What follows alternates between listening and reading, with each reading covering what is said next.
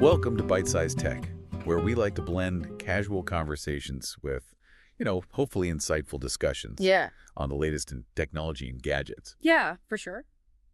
So, you've probably been seeing all these headlines about TikTok and Intel and just like the future of AI. Right. And it's like a lot to keep up with. It is. So today we thought we'd kind of dive into all these seemingly separate stories and see if we can connect the dots a little. Yeah. And maybe uncover some of the bigger trends that are shaping the tech industry right now. I think that'd be fun. And, it's interesting because this holiday shopping season is kind of giving us like a sneak peek. Oh, really? Into like these emerging trends. Oh, that's interesting. Yeah, it's like a crystal ball. I like it. For the future of tech. Yeah, I did read somewhere that even with, some of this economic uncertainty that's been going around, right, shoppers haven't exactly held back. Yeah.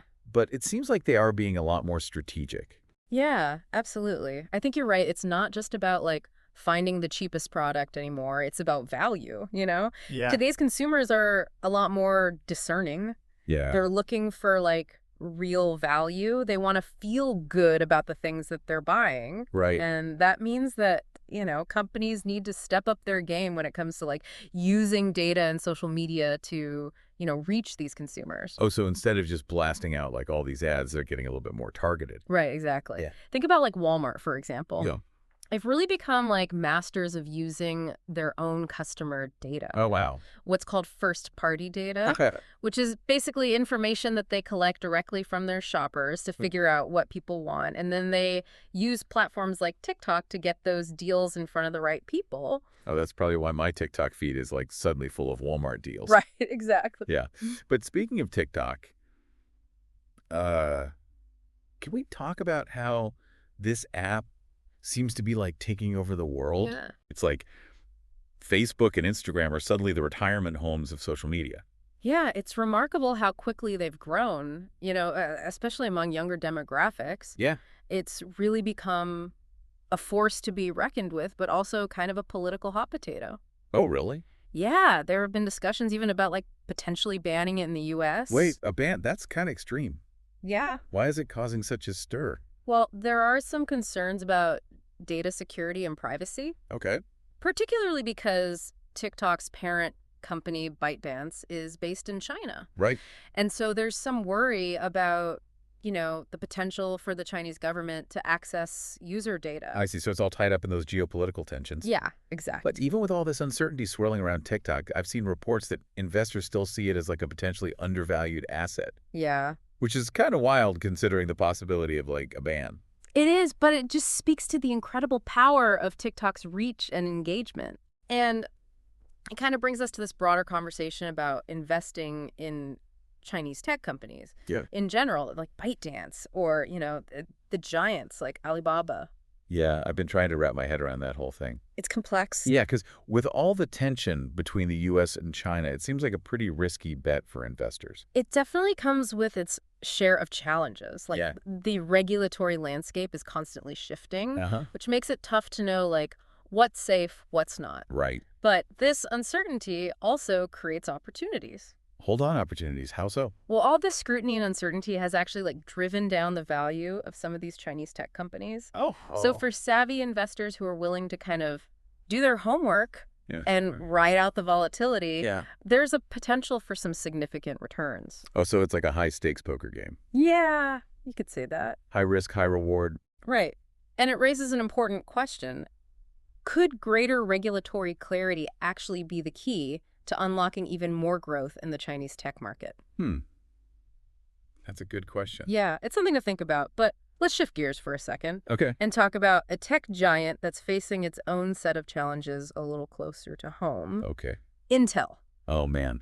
The news about Intel CEO Pat Gelsinger stepping down was like a real shocker. Yeah. What's the story there? What does this mean for the company's future? Well, Gelsinger came in with some pretty ambitious plans. Yeah. He was trying to revive Intel's position as, both a leading chip designer and a major manufacturer. But it turned out to be a much tougher task than he probably anticipated. Why is that? I mean, Intel has been a leader in the chip industry for decades. True, but the industry has changed dramatically. Okay.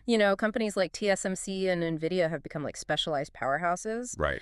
TSMC focuses solely on manufacturing, Uh-huh. churning out chips for other companies like Apple and AMD, while NVIDIA has laser focused on graphics processors for like gaming and AI. Yeah.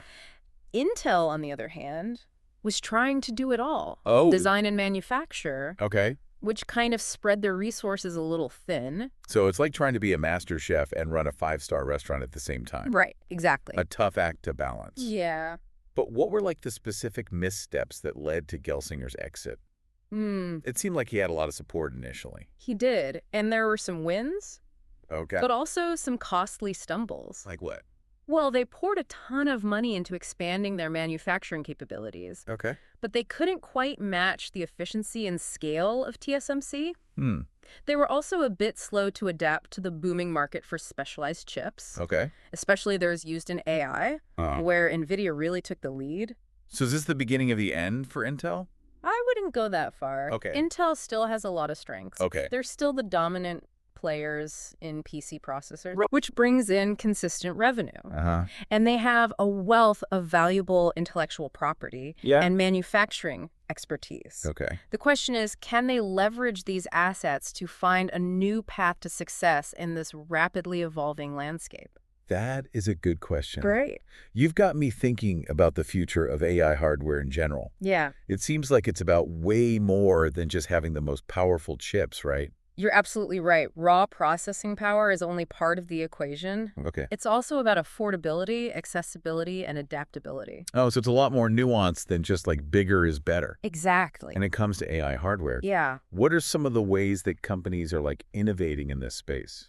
Well, one trend we're seeing is a move away from those like super expensive memory-heavy chips that, companies like NVIDIA are known for. Right. Instead, some companies are finding these clever ways to achieve efficiency without relying on like tons of memory. They're focusing more on like optimizing the data flow within the chip itself, which can be a game changer in terms of both cost and scalability. So it's about working smarter, not just harder. Exactly. It's about finding like those elegant solutions that deliver the performance needed for AI applications without breaking the bank. Right. And it's not just about the hardware itself. Okay.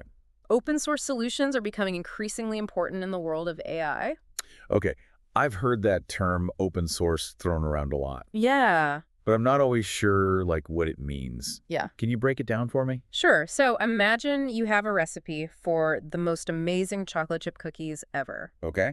Instead of keeping it a secret, you share it with the world. Okay. Allowing anyone to use it, modify it, bake their own amazing cookies. Okay. That's the basic idea behind open source. Okay, so in the context of AI hardware, the recipe is the software that runs on the chips. Right. And by making it open source, companies are encouraging like collaboration and innovation. You got it. By making the software open source, you're essentially creating a community of developers who can work together to improve the technology, which can lead to faster innovation and lower costs, which is a big deal in the rapidly evolving world of AI.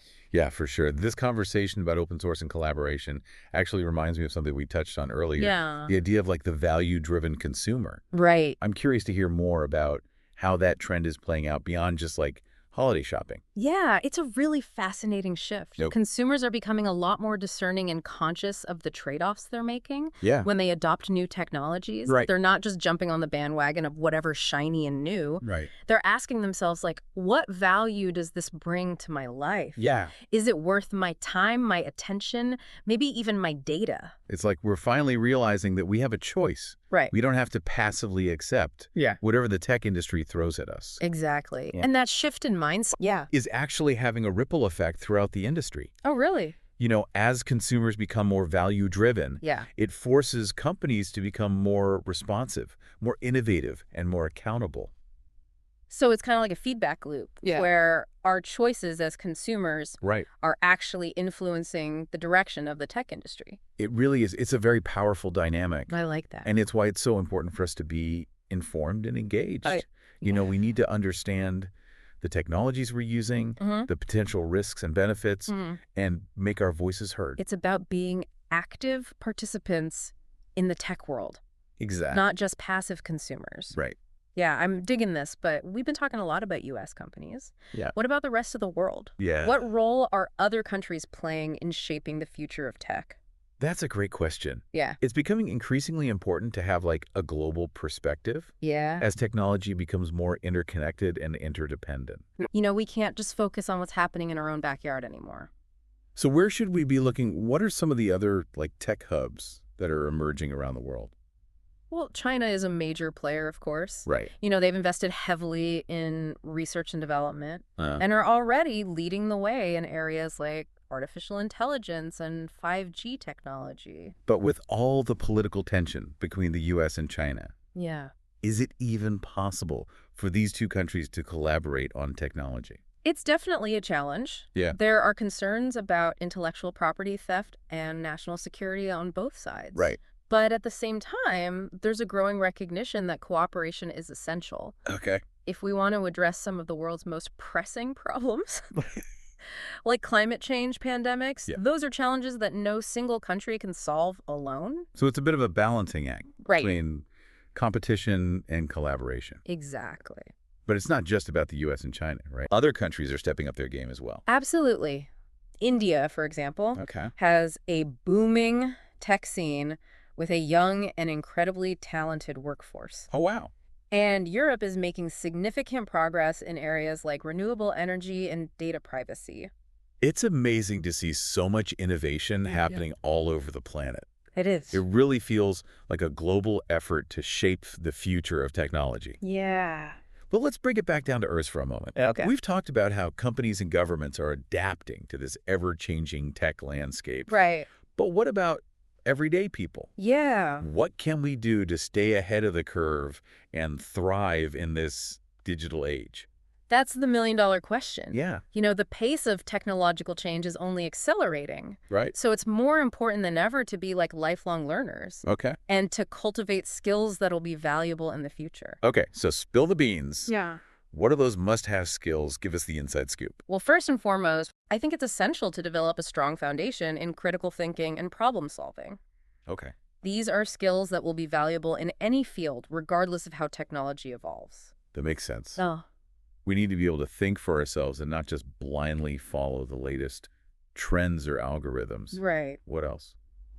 I think it's also crucial to be adaptable and willing to embrace new technologies. Oh. Don't be afraid to experiment, learn new things. Yeah. The more comfortable you are with technology, the better equipped you'll be to navigate this ever-evolving world. So it's not just about knowing how to code or use the latest gadgets. It's Right. about having a growth mindset and being open to new possibilities. You nailed it. Oh, thank you. And it's also about being mindful of the potential downsides of technology. Yeah. We need to be aware of issues like data privacy, algorithmic bias, the spread of misinformation. Yeah. These aren't just abstract concepts. What? They have real-world consequences. Yeah, it's a good reminder that it's easy to get swept up in the excitement of new technology and forget to consider the potential risks. Exactly. We need to be thoughtful and responsible users of technology, Yeah. and we need to hold companies accountable for creating ethical and sustainable products. Good. It's about finding that balance Right. between embracing the incredible potential of technology while also mitigating the risks.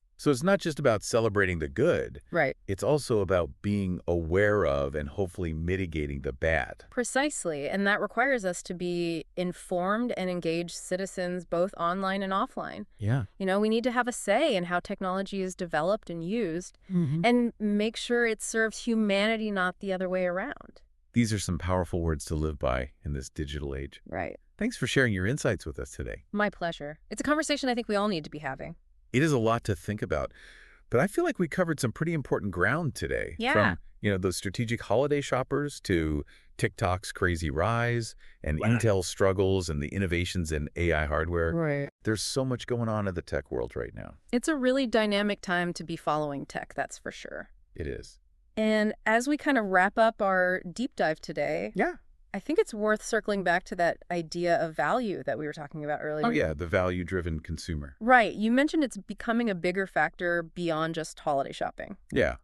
Can you elaborate on that? Absolutely. I think it's a fundamental shift in how we interact with technology as a whole. you know? Okay. We're just becoming a lot more discerning, conscious of the trade-offs that we're making when we adopt new tech into our lives. Yeah. We're not just blindly accepting whatever's new and shiny. Right. We're asking, what value does this bring to my life? Yeah. Is it worth my time, my attention, my data? So it's not just about the wow factor anymore. Right. It's about whether a new gadget or app actually improves our lives in a meaningful way. Exactly. And that sense of empowerment is really exciting, you know? Yeah. As consumers become more value-driven, it puts pressure on companies to be more responsive, more innovative, more accountable. Yeah, it creates a more balanced relationship between consumers and the tech industry. Yeah.